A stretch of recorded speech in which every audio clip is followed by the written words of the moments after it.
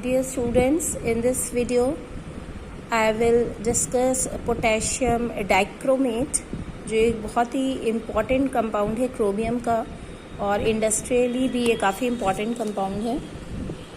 तो इस वीडियो में हम लोग डिस्कस करेंगे the preparation, properties, uses of potassium dichromate as well as the structure of chromate and dichromate ion. तो आइए पहले आते हैं प्रिपरेशन पे।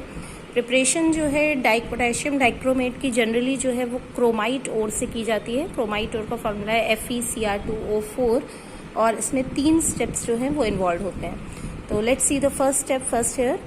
इन first step what we do, सबसे पहले हम लोग जो क्रोमाइट ओर है उसको फाइनली पाउडर्ड स्टेट में लेंगे और उसको मिक्स करेंगे soda ash, that is sodium carbonate and quick lime से। Now this mixture is heated in a reverberatory furnace in presence of excess air, मतलब ऑक्सीजन की प्रेजेंस में इसको हाई टेम्परेचर पे हम हीट करेंगे and then you will get a yellow mass of sodium chromate. ये देखिए सोडियम क्रोमेट का हमको एक येलो कलर का मास मिल रहा है। इसी रिएक्शन को हम इन टर्न जो है सोडियम हाइड्रोक्साइड से भी कैरी आउट कर सकते हैं, बस हमने इसको यहाँ पे रिप्लेस कर दिया NaOH से। And again here also you will see sodium chromate हमको मिल रहा है। ठीक है, तो सेम रिएक्शन है, only the reactants are slightly different. Quick lime इस रिएक्शन में हम लोग क्यों यूज़ करते हैं, क्योंकि ये जो है जो मास होता है उसको पोरस बना देता है और ऑक्सीडेशन ऑफ एयर को जो है आसान बना देता है।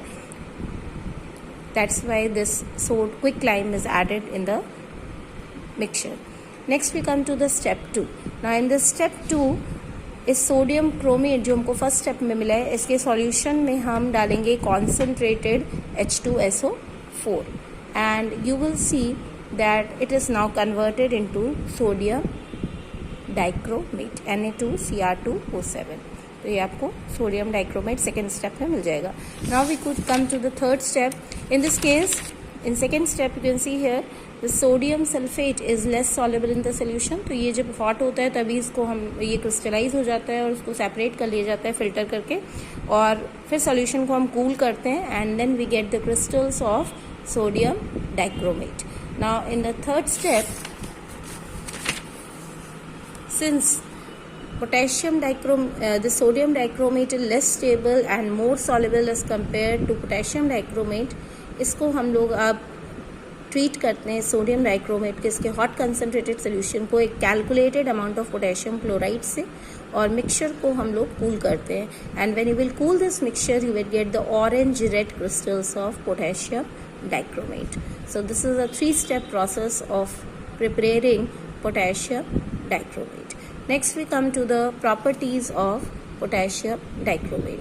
तो पहली प्रॉपर्टी देखिए, पोटेशियम डाइक्रोमेट जो है वो ऑरेंज रेड क्रिस्टल्स फॉर्म करता है जिसका मेल्टिंग पॉइंट है 671 K। It's melting point is 671 Kelvin and it is soluble in water. Second is action of heat. अगर आप इसको स्ट्रांगली हीट करेंगे पोटेशियम डाइक्रोमेट को तो ये डिकम्पोज करके बनाएगा potassium chromate, and in the process oxygen gas is also evolved. Next we come to the action of alkalis. The third property is action of alkalis. Here you can see the potassium dichromate, which is orange in color. It react with alkalis to give you a yellow colored chromates. For example, here you can see potassium hydroxide on reaction with potassium hydroxide, it is giving potassium chromate which is yellow in color, and on further acidification with sulfuric acid it is giving you again the orange red color potassium dichromate. So orange red color is restored here. Now how this is taking place, this is actually in fact in this case the chromate ion, you can see here this reaction, chromate ion and dichromate ion, they are in equilibrium and are interconvertible by changing the pH of the solution. आप pH जब change करेंगे तो ये equilibrium जो है वो right और left में शिफ्ट हो जाएगा। अगर आपने एल्कली ऐड की तो हाइड्रोजन आयन जो सोल्यूशन का है वो यूज्ड अप हो जाएगा और ये डाइक्रोमेट द इक्विलिब्रियम है वो लेफ्ट साइड में शिफ्ट हो जाएगा and dichromate ion will be converted into chromate ion जो आपने अभी यहाँ पे ऊपर देखा था। और अगर एसिडिफाई हम करेंगे तो कॉन्सेंट्रेशन H पॉजिटिव आयन का ऑब्वियसली इंक्रीज हो जाएगा सोल्यूशन में और इक्विलिब्रियम जो है वो राइट की तरफ शिफ्ट हो जाएगा and the dichromate ion will be converted into the dichromate ion. So by changing the pH, the both chromate and dichromate ions are interconvertible. The next property is action of acid. In action of acid, there are 3 points. Number first is on reaction with cold concentrated sulfuric acid, you will get here a red colored chromic anhydride, also called as chromic trioxide. Second, on heating with sulfuric acid, oxygen gas is evolved. And thirdly, on treatment with HCl, or if when heated with HCl, chromyl chloride, again chromic chloride is obtained, that is chromic trichloride is obtained.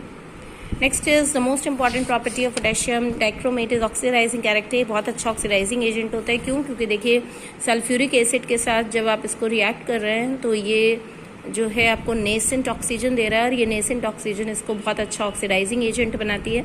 यहाँ पे जो action involve हो रहा है वो ये आयनिक equation के form में अगर हम देखें तो ये इक्वेशन है जिसमें डाइक्रोमेट आयन जो है वो ऑक्सीडाइज हो रहा है, डाइक्रोमेट आयन जो है वो रिड्यूस हो रहा है क्रोमियम आयंस में, because itself it is a very good oxidising agent, therefore it is getting reduced. इस रिएक्शन का स्टैंडर्ड इलेक्ट्रोड पोटेंशियल जो है वो पॉजिटिव में 1.31 वोल्ट, और इससे क्लियरली इंडिकेट होता है कि ये बहुत अच्छा ऑक्सीडाइजिंग एजेंट है एसिडिक मीडियम में. 1 मोल में आप देखिए कि 1 मोल डाइक्रोमेट आयन जो है वो 6 मोल इलेक्ट्रॉन को कंज्यूम कर रहा है, तो यहाँ पे इसका इक्विवेलेंट वेट जो है वो मोलर मास का 1/6 हो जाएगा. अब ये वैरायटी ऑफ रिएक्शंस को ऑक्सीडाइज करता है. जैसे देखिए यहाँ पे फर्स्ट रिएक्शन ये ऑक्सीडाइज कर रहा है पोटेशियम आयोडाइड को आयोडीन में, और यहाँ पे जो रिएक्शन इन्वॉल्व है ये देखिए आयोडाइड आयन को ऑक्सीडाइज कर रहा है आयोडीन में, and itself getting reduce to chromium ions. Then other equation here in this case it is oxidizing sodium sulfite to sodium sulfate, और आयनिक इक्वेशन में भी आप इसको देख सकते हैं कि सल्फाइट आयन को सल्फेट आयन में ऑक्सीडाइज कर रहा है. In third case it is oxidising H2S to sulfur, again shown by the ionic equation in the similar way, and here it is oxidizing halogen acid to halogens. Here it is oxidizing arsenate to arsenate, again shown with the help of an ionic equation, and it also oxidizes ethanol to ethanol and in turn to ethanoic acid due to the liberation of nascent oxygen. So these are all more or less similar equations in which it acts as a good oxidizing agent. Now the next is the very important test of potassium dichromate is chromyl chloride test, which is the qualitative test used in qualitative analysis of chloride ion. इसमें 3 steps हैं. इसमें सबसे पहले जो है solid potassium dichromate को हम heat करते हैं कॉन्सेंट्रेटेड H2SO4 के साथ और एक सॉल्युबल मेटल क्लोराइड के साथ, चाहे NaCl KCl आप कोई भी ले सकते हैं. तो when you will heat this you will get orange red vapours of chromyl chloride which is a volatile compound.